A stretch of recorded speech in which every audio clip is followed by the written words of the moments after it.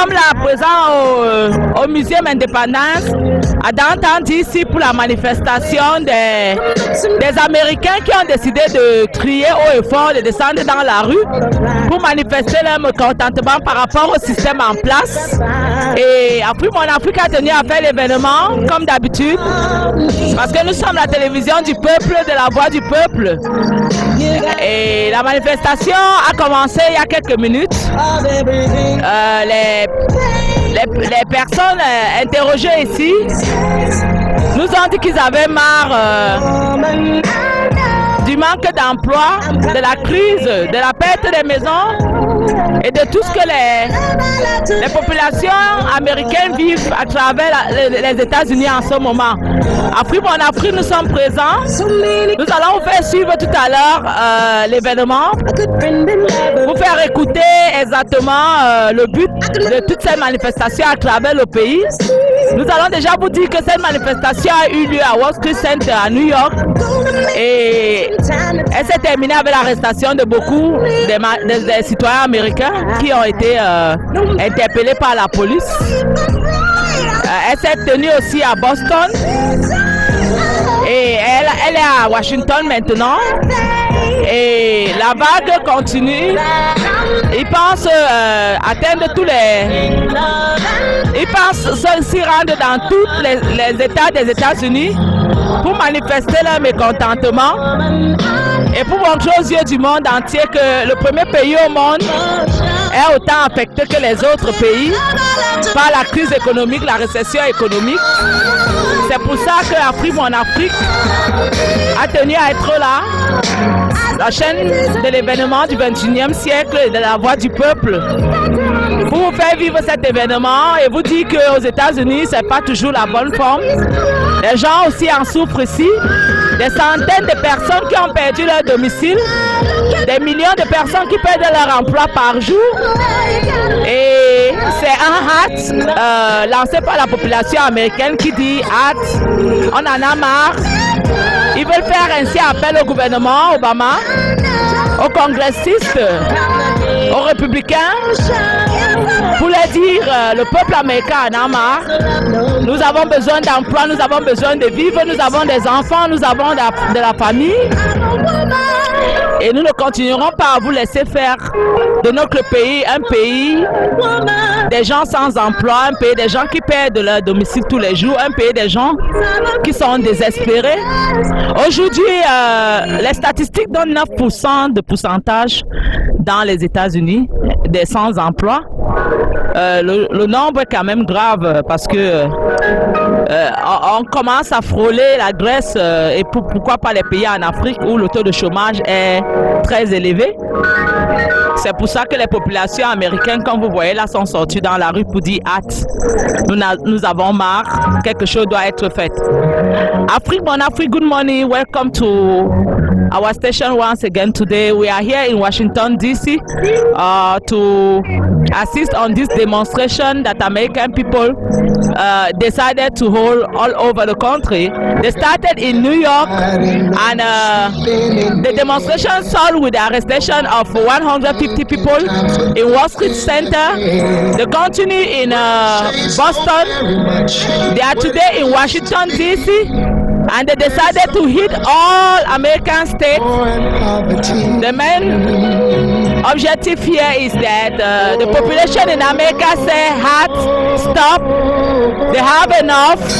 People keep losing jobs every day. People keep losing their houses.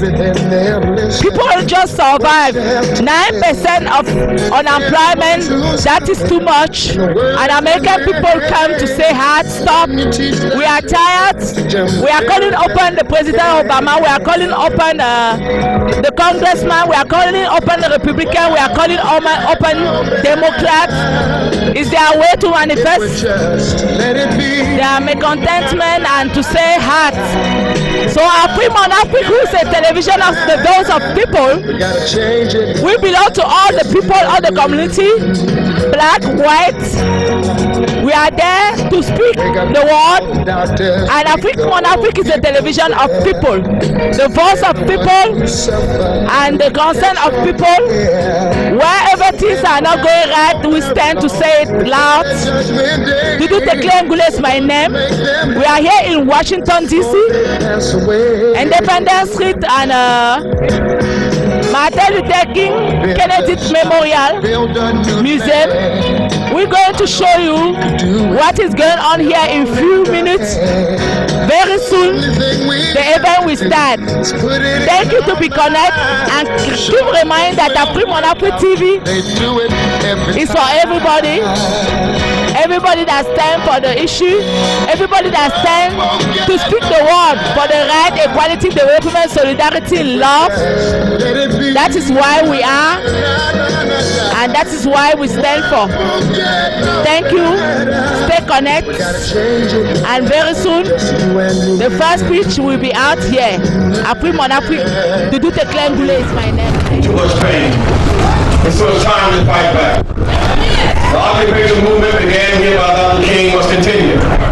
Thus far, the march occupation in New York has great meaning because it has legs. Student loan debt, renting credit card debt. It's time for a change. The laying off teachers and police and firemen, we must go another way. Where is the money? The insurance company will not cap, so insurance fees are rising. The uninsured are rising. It's time for a change. The big five oil companies, $1 trillion in profits, still getting tax subsidy. Time for a change. The major corporate leaders are getting more salaries than they're paying taxes for the whole corporation. It's time for a change. We bail out the banks, but not lending to the reinvestment, to losing our homes. It's time for a change. So if you want to reduce student loan debt, it's time to march. If you want to fight back to save your houses, it's time to march. If you want to fight wages, it's time to march. A comprehensive health care, it's time to march. To end the violence and meanness in the air, it's time to march. We had 2008 a great redemptive moment. President Obama was elected a great redemptive moment for America, given our past. What we're calling 3.5 centuries of meanness, yet we had a high moment of redemption. It was met with retaliation and meanness. Nowadays, a government of obstruction, obstructing health care, obstructing education, obstructing jobs. Time for an emergency jobs act now. Use the 14th Amendment now. Declare this Congress dysfunctional and put America back to work now. Declare this Congress dysfunctional and put America back to work now. Can revive the war on poverty now. Put America back to work full time now. Rebuild houses now. More schools and fewer jails now. And so march forward by hope and not backward by fear. Don't let them break your spirit. We fight the war on poverty and end the war on the war on poverty. I want to thank those who come today from around the nation. You hear us around the world. Dear Brother Al Chop, the big hand, sugar love.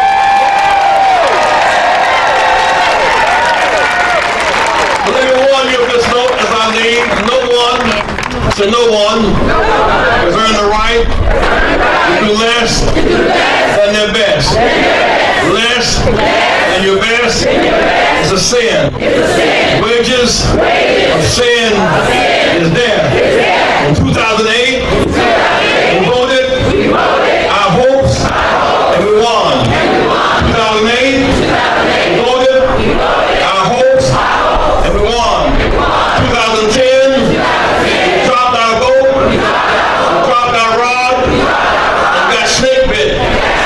Now it's time to revive our will to fight back.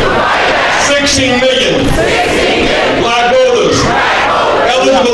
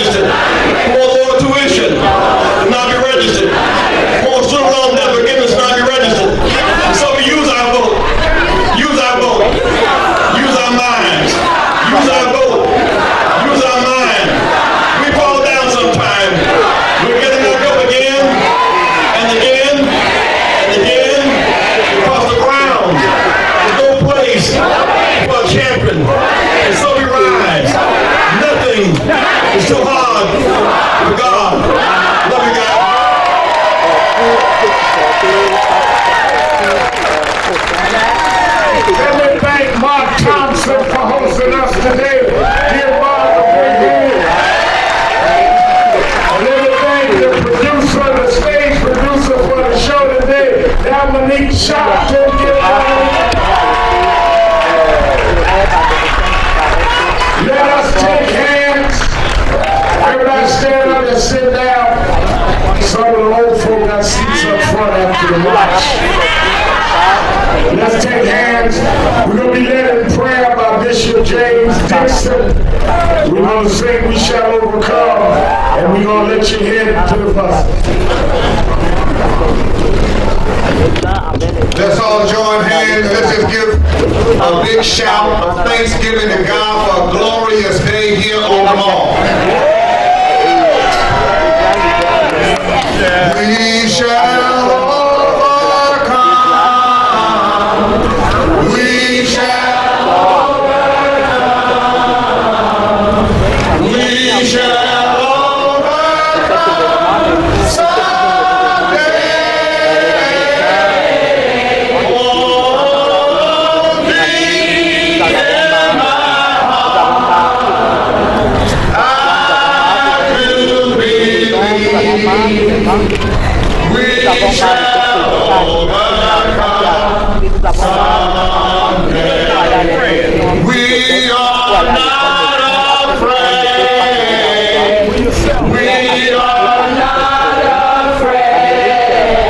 Oh, we are not afraid today. Oh,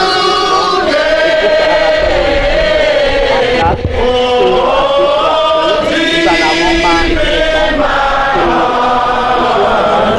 I do believe we shall overcome someday.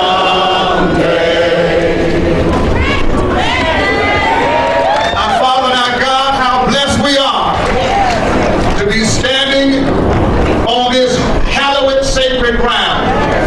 Thanking you for life, thanking you for peace and for power that you provide.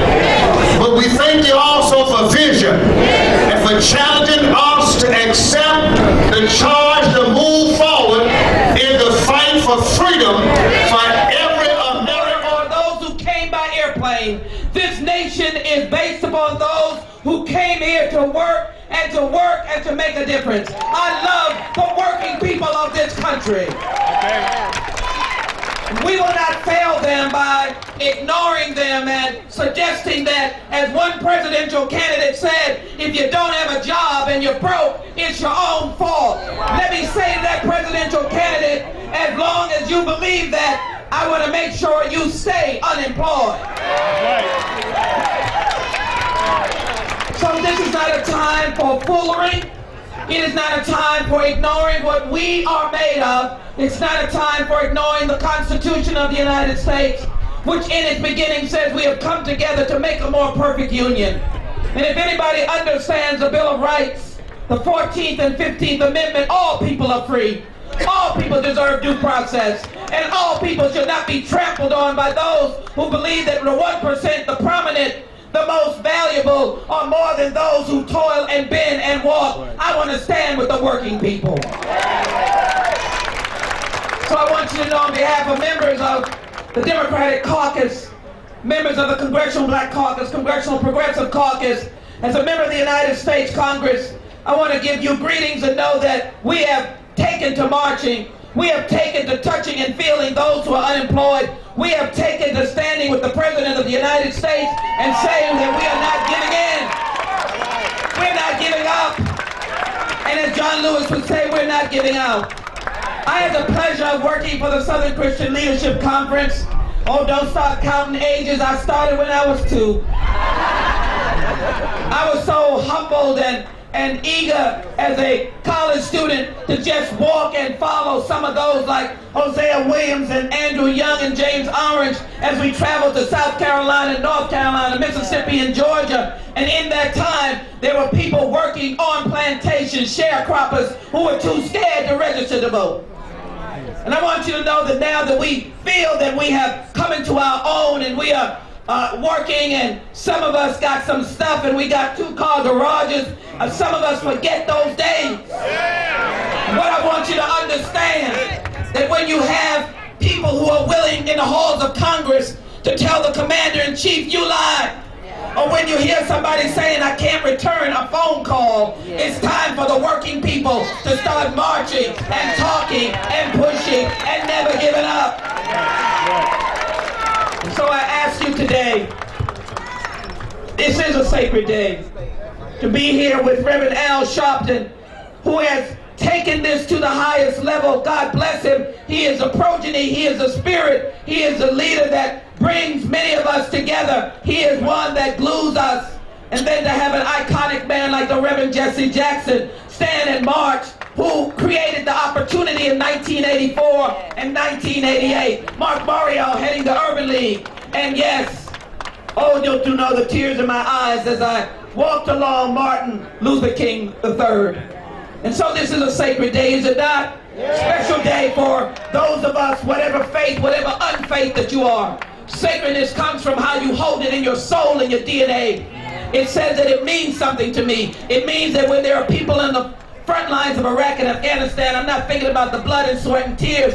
I'm thinking about the boys that came from Bronx and the boys that came from Queens, or the boys that came from Brooklyn or Los Angeles, or came from Jackson, Mississippi, or came from South Carolina, or came from Illinois or California, wherever they came from. Those boys are fighting. We're down here fighting for those young men who will come back and somebody says, there's nothing, there's nothing from you. The door is closed. There's no room at the end.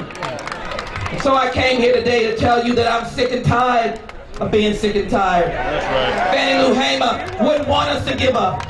And I don't want to see veterans have their benefits cut. I don't want to see soldiers coming maimed and I tell them they cannot have training, they cannot get a job. I don't know about you, but I walk tall when I feel like I'm fighting. But otherwise, I don't want to have a bent back. I don't want to look like somebody is standing on my back, that I can't even get up and fight. No matter how badly I feel, I want you to know whatever your condition is, you need to be able to tell this Congress that I am a member of. You need to tell them that the people and the people's house are in charge here in the United States of America. So I'm here to tell you that I am a strong supporter of the Jobs Act. I have introduced legislation to ensure that if you get job training, you can still get a stipend and get some money so that you can live. I want you to know that I'm not in the business of cutting Medicare, Medicaid, and Social Security. And I want you to know that it's high time for us to make it in America. When I say make it there. We want to make it, but we want to make things in America. Let's get back to manufacturing. Put people to work. There's no shame. Finally, I want to say to you, there's nothing wrong with the intellect. W. Du Bois liked that. But Booker T. Washington understood there's nothing wrong with being carpenters and painters and otherwise. And so when we open up the building trades, we begin to build train tracks, and we begin to fix bridges, and we begin to fix highways, so your car doesn't go deep into a hole and you can't ever find it. Then that is a good thing, is it not? Putting people back to work. So my brothers and sisters, where 2 or 3 are gathered, our brothers and sisters are marching, some of them are sitting down. I want to make sure that you know, just as I said, not in my name, but the war in Iraq, and I spoke to 250,000 people in New York and said this war has to end. I want you, on behalf of those yet unborn, on behalf of those who are sitting at home ailing, could not get here. Somebody's in a hospital room, and I want you to know that God is great, because they are not going to be kicked out of that hospital room because you joined us and passed the Affordable Care Act, and that means that people now cannot be thrown out of the hospital. So on behalf of them that couldn't get here, I want us to be able to say that we are not ever going to say that we have a broken back, we're bent. We cannot, in fact, stand up for what is right. And if all my friends in the Tea Party gathered right now, I want to say to them, for every one of you, I've got 1,000 of us. And the only thing I want to say is, I'm not taking it back, I'm going forward. May God bless all of you. Make me a warrior on behalf of you. Let me be a servant for the people. That is my call, that is my cry as we go forward. And I say, believe and truly believe that we will arrive and get to the promised land. God bless all of you.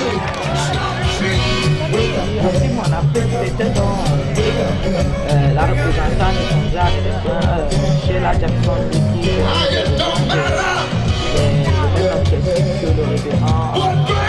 Jessica Jackson c'est la personne qui dit que le rêve américain il n'y a pas de raison qu'on espère trouver la